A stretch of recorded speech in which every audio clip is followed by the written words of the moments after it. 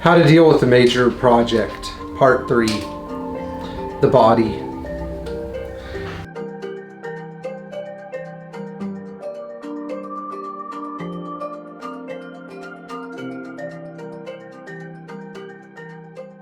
So you just bought your, I don't know, let's pick a car, your 1975 280S, and you found out that the engine has a major issue and needs to come out of the car. Low oil pressure, let's say it is low oil pressure. Not seized, but almost. Bearing material in the oil pan.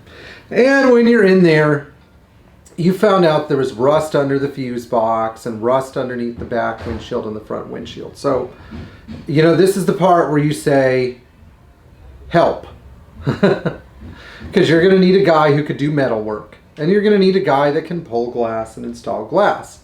And these are skills you could teach yourself if you're really ambitious. You know, again, if you're a jack of all trades and you really want to put the time into learning, so be it. But you really want to get some of this stuff like the rust repair and the firewall right the first time. So it might be worth it to inquire about a specialist. So where do you find a specialist? Well, you start contacting car clubs.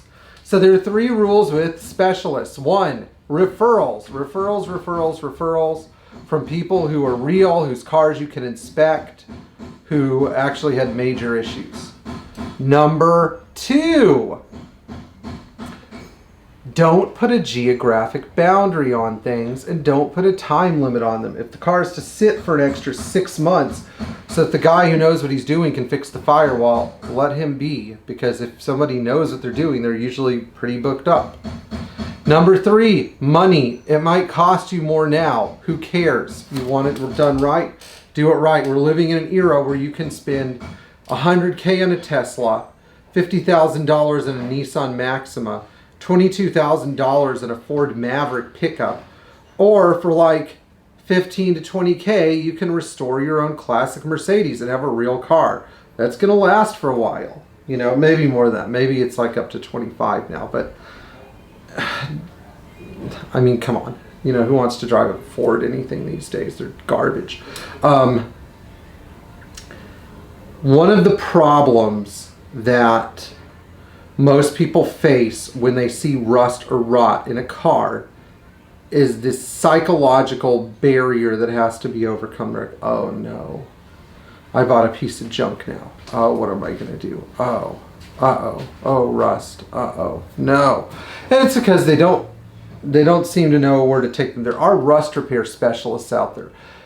Here's who does not know how to fix rust usually. Collision shops. Collision shops know how to fix collisions. They work for insurance companies. People who like to use a lot of Bondo. They don't actually fix rust. Number 3,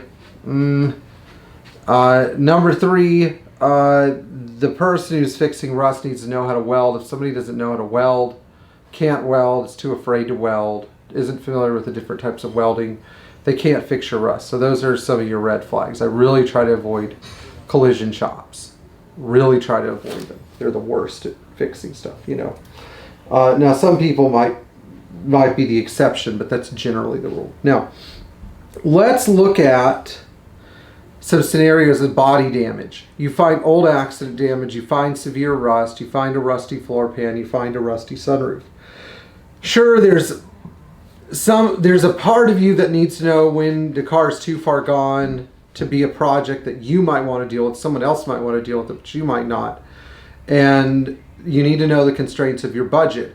I find that the number 1 inhibitor to people finishing cars is budgetary. So you need to be able to afford the third-party labor. If the car needs paint, you need to find a good paint guy. The paint guy and the rust repair guy might be the same guy, but they might not be the same guy. So keep in mind that just because somebody paints well doesn't mean they can fix rust well, or vice versa. Now, another thing people ask me is, do I throw in the towel if I have a blown engine and I have a bunch of rust? Well, it really depends on the car. I mean, if the car looks anything like this guy named Ed's 240D that one of my employees, Jesse, services, the car just barely made the cut for a used engine when Ed blew up the engine. By the way, Ed, stop blowing up engines if you're watching, please. You're making extra work for us. I need Jesse to do things. But some cars just don't make the cut. You know, other cars are really interesting. Like, would I fix a 300 TD with a blown up engine and some rust? Yeah, probably, because they're not making more and they're great cars. But would I fix a 190E with a blown up engine and a bunch of rust? Probably not. You know, so you need to determine if the project is actually worthwhile. But the takeaway from this is you're going to need help. You need to find guys who can do things like put glass in, fix rust, repair paint. You know, you need to plan for this stuff while your engine or driveline is out, if it's easier to deal with it. You know, maybe you're pulling your rear axle on your 108 and you have rust above the rear axle in the trunk pan. Get it done then.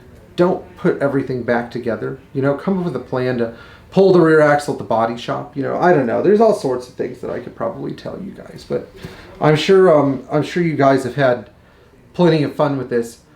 Next week, if I don't forget, we're going to talk about the interior, woodwork, headliner, I don't know, electrical system, air conditioning. We're going to talk about all the things that are part of any big project that I always have to deal with. And I'm going to try to share some of my methodology with you. I know that this hasn't exactly been the most concise or well thought out list, but if some of my Patreons ever wanted, you know, a live stream about this, hint, hint, you know, because I do listen to the Patreons when they make requests. Maybe we can do that too. So we'll see. All right, guys, enjoy driving your Mercedes Benz. Like, share, subscribe, tap the bell for notifications, and comment below. See you next time. Don't run away from the difficult things in life.